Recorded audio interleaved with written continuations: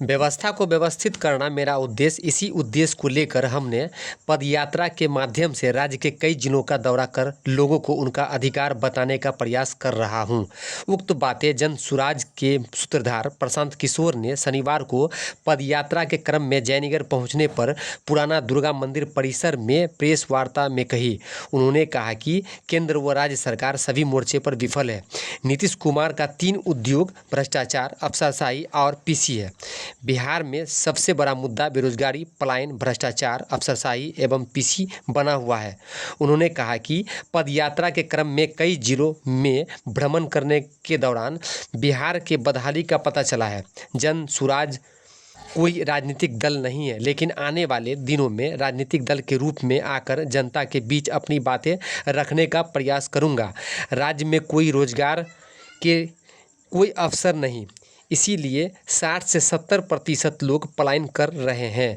पलायन बहुत बड़ी त्रासदी है। बीते 25 वर्षों में बिहार सरकार ने समतामूलक शिक्षा नीति बनाकर समाज को लाभ बांटने का सेंटर बना दिया है। सरकार ने शिक्षा व्यवस्था को ध्वस्त कर दिया है। वोट के लालच में 30 से 35% लोगों को मजदूरी का खेती बना दिया है।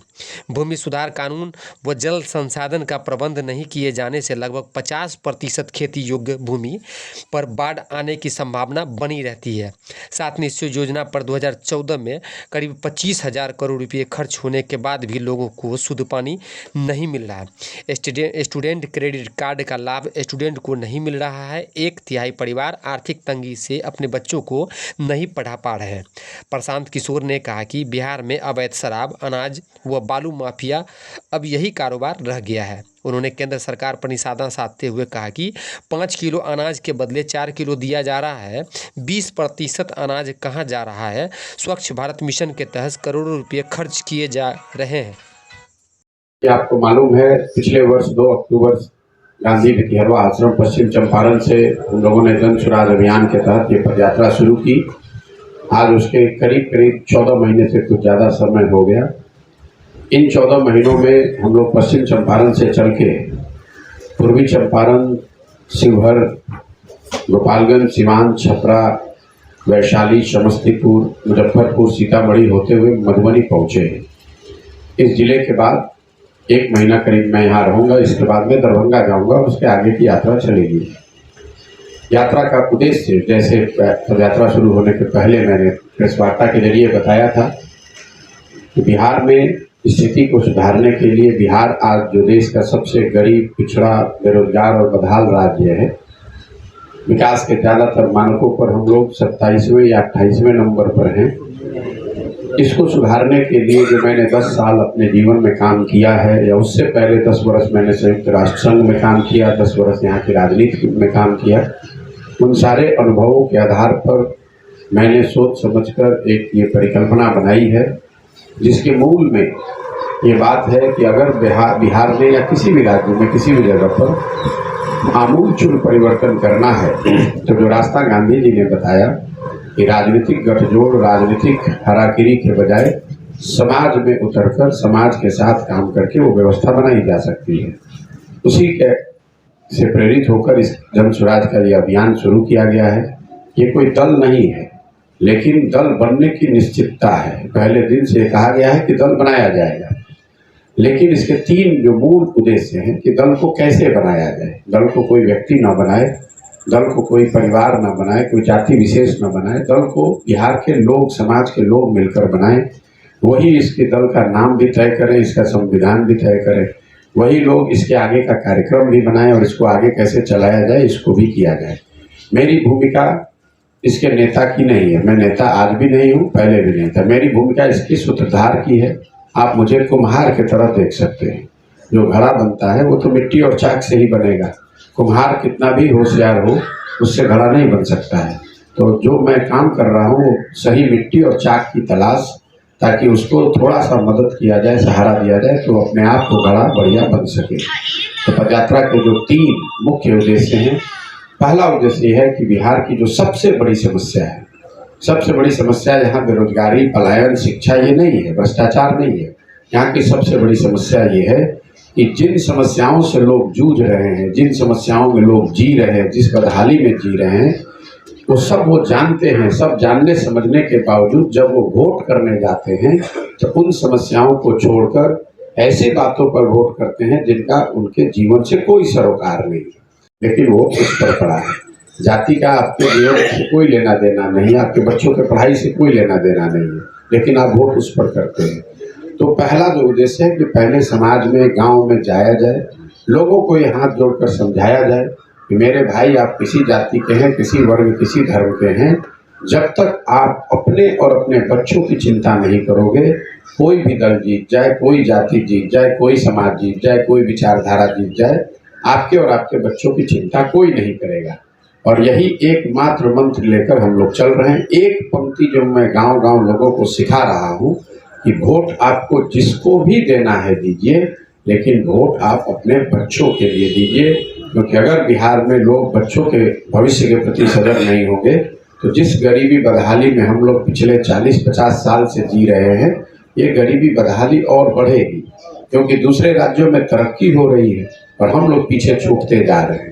तो पदयात्रा का पहला उद्देश्य है समाज की दबी हुई चेतना को, मैं उसको मरा हुआ नहीं कहता हूँ, चेतना यहाँ मरी नहीं है, वो दब गई है, उस चेतना को जगाना, उनको समझाना कि मेरे भाई जगो, खड़े हो, अपने बच्चों के पढ़ाई के लिए, रोजगार के लिए, उनके अच्छे परवरिश के लिए आप वोट कीजिए। वोट जिसको करना है कीजिए। मैं कहीं इस पूरे अभियान में ये नहीं कहता हूँ कि वोट किसको कीजिए, मैं ये कह रहा हूँ कि वोट का वजह ज़्यादा जरूरी है। हम लोग ज़्यादा चर्चा ये करते हैं कि वोट किसको जनता देगी, जबकि आंकड़े या जो ज्ञान, राजनीतिक ज्ञान है, वो ये बताता है कि वोट आप किसको देते हैं इसका ज़्यादा महत्व नहीं है, वोट किस बात के लिए देते हैं इसका महत्व है। तो यही बात मैं लोगों को गांव गांव समझा रहा हूं। अभी तक करीब हम लोग 4000 से ज़्यादा गांव में पैदल चल के मैं गया हूं। हर 2-2.5 किलोमीटर पर प्रयास होता है कि एक नुक्कड़ सभा, एक छोटे जनसमूह को संबोधित किया जाए, उनको बताया जाए। प्रयास ये है कि अगर पूरे बिहार में हजारों ऐसी छोटी छोटी सभाएं की जाएंगी तो वो लकड़ी के आग की तरह धीरे धीरे वो बात वर्ड ऑफ माउथ के जरिए समाज के बड़े भाग तक पहुँचेगी।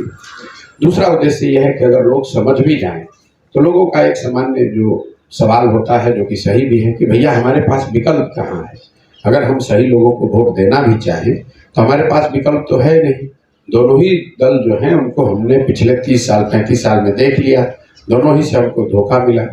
तो बिहार में एक नया बेहतर विकल्प बने, इसलिए नहीं कि प्रशांत किशोर चाहते हैं, इसलिए कि लोगों को मजबूरी में यहाँ किसी को वोट न देना पड़े। इसके लिए हमारी भूमिका है कि समाज के ऐसे लोगों को एकत्र किया जाए जो कि बिहार में एक नया दल, नया विकल्प बनाना चाहते हैं। बिहार में जो सर्वे हो रहे हैं उसके आंकड़े बता रहे हैं कि करीब 55 से 60% लोग ये मानते हैं कि बिहार में नया दल, नया विकल्प होना चाहिए। किसका होना चाहिए इस पर भले मत के हो सकता है, लेकिन सब लोग cutting across cast and class लोग बता रहे हैं। तो दूसरा उद्देश्य यह है कि समाज में लोगों को जोड़ा जाए, जोड़कर एक नई व्यवस्था बनाई जाए।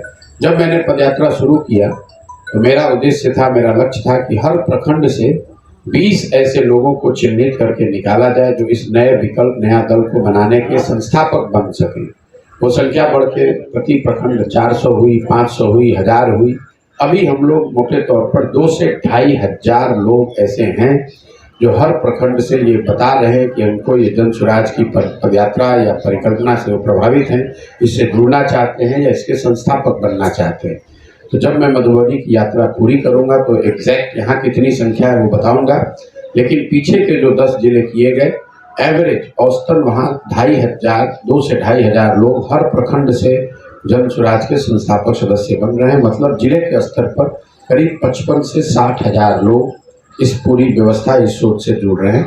उसको फिर एक बार जब पदयात्रा खत्म हो जाती है तो जिले, प्रखंड, अनुमंडल के स्तर पर उसका एक संगठनात्मक स्वरूप बनाया जाता है ताकि वो आगे इस बात को घर घर बढ़ा सके। तीसरा जो उद्देश्य है कि अगर लोग समझ जाएं, ठीक से वोट करें, उनके सामने सही लोगों का विकल्प भी हो, तो भी बिहार में परिवर्तन नहीं होगा जब तक कि जो लोग चुन कर आए उनके पास बिहार को सुधारने का कोई सोचा समझा रणनीति ना हो, विजन ना हो, कार्यक्रम ना हो।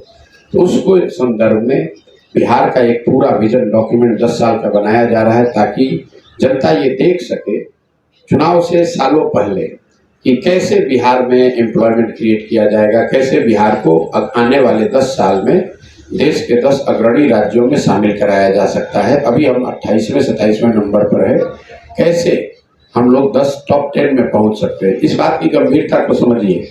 लालू जी जब 1990 में प्रधानमंत्री मुख्यमंत्री बने तो भी बिहार देश का सबसे गरीब राज्य था।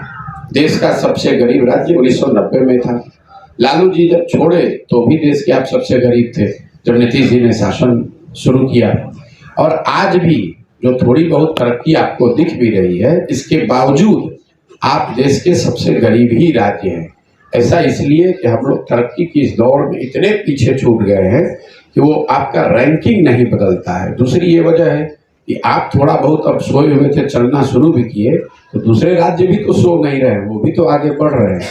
तो 1990 में भी बिहार का पर कैपिटा 28वें नंबर पे था, 2004-5 में भी 28 था और आज भी 28 ही है। वो बढ़ा नहीं, वो रैंक नहीं सुधरा। जो मैं बात कह रहा हूँ कि नहीं, ये रिलेटिव टू अदर स्टेट्स हम लोग का ग्रोथ इतना तेज होना चाहिए कि आप 28 से बढ़ के टॉप 10 में शामिल हो। उसी दिशा में माइक्रो लेवल पे जो एक काम किया जा रहा है, पदयात्रा का एक जो मूल उद्देश्य है कि बिहार के हर पंचायत का अगले 10 साल का एक योजना बनाया जाए कि उस पंचायत को कैसे विकसित किया जा सकता है, खासकर कैसे बने हर पंचायत में। दूसरा, हर पंचायत में हम लोग का अनुमान है कि 800 से 1200 नए रोजगार के अगर अवसर पैदा किए जाए तो यहाँ से पलायन करीब रुक जाएगा। तीसरा, हर पंचायत में खेती जो अभी हो रही है उसको लाभदायक कैसे बनाया जाए, चाहे वो मखाना की हो रही हो, सब्जी की हो रही है, धान गेहूँ की हो रही है, गन्ना की हो रही है। जैसे मान लीजिए कि किसी पंचायत में हम लोग जाते हैं, लोग बताते हैं भैया पहले यहाँ चीनी मिल था, हम लोग जब गन्ने की खेती करते थे तो यहाँ से बहुत पैसा हमको मिलता था, अब वो बंद हो गया। जमीन वही है, लोग वही हैं, सारी व्यवस्था वही है। मिल के बंद होने से किसानों की आमदनी खत्म हो गई। कई पंचायतों में, प्रखंडों में लोगों ने बताया भैया हम लोग यहाँ हल्दी की खेती करते थे, कोई खैनी की खेती करता है। कई वजहों से, कहीं नील गाय के आने से वो खेती बंद हो गई, उससे लोगों का नुकसान हो गया। पहले नहर था, वो नहर में पानी आना बंद हो गया, उससे लोगों का नुकसान हो गया।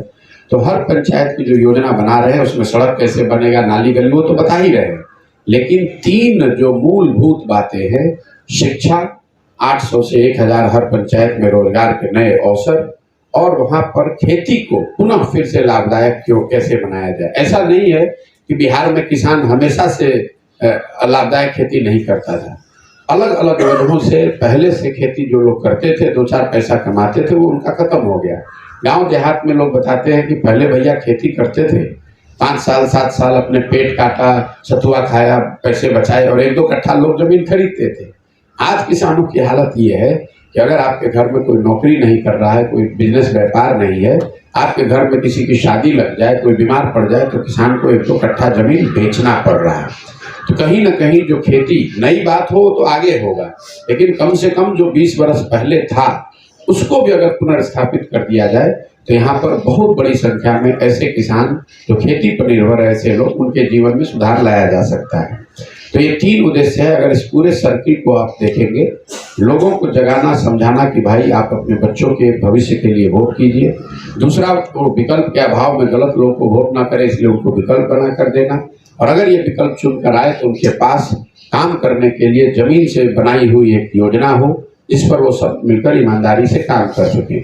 मैं आपको दावा कर रहा हूँ, कई लोग कहते हैं भैया पंचायत के कार्यक्रम से क्या होगा।